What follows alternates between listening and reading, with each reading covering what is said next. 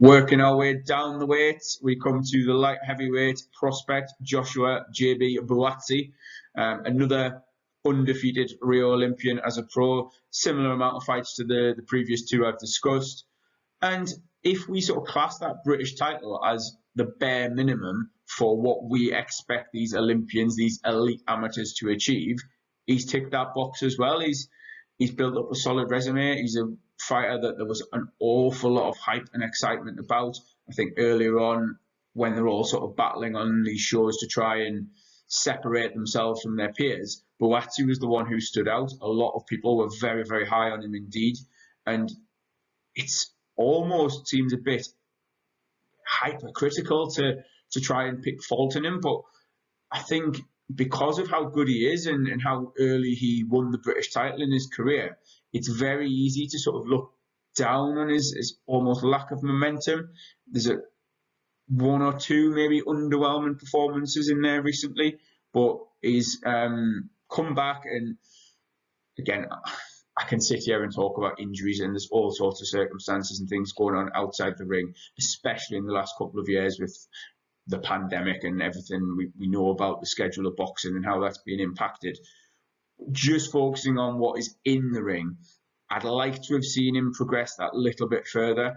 He got a good win against Ricard Blotniks last time out. No easy task. It's almost that lose-lose type of fight. If you don't look good against him, he's got a few losses on his record. It doesn't necessarily look the best, but he controlled that fight. He was in charge. He used his speed, his skill, his power, and ultimately got the stoppage as well. It's a nice little punctuation, nice little reminder of everyone of just what Joshua Buatsi is capable of. Similarly to Okolie, he's in a division where there are some very, very tough fights, especially as you get towards that world level. And obviously with the bigger men, the bigger fighters, there is more physical danger as well. There's some very heavy punches in there. You're looking at the likes of Bivol, likes of Buatsi, who's maybe past his best. He might have announced he's done now. But you're looking around that sort of level, in and around that level. Joe Smith Jr. obviously is a world champion as well. I know there's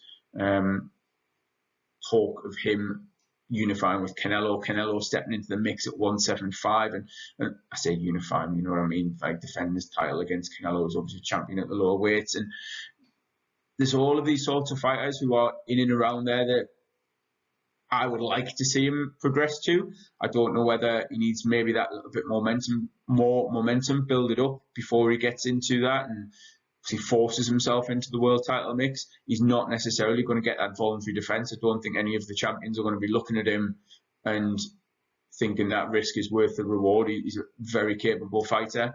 He maybe needs that round European level, I suppose, and fringe world level, getting some names on his record that are going to make people sit and stand up and help rebuild that early hype that was in his career.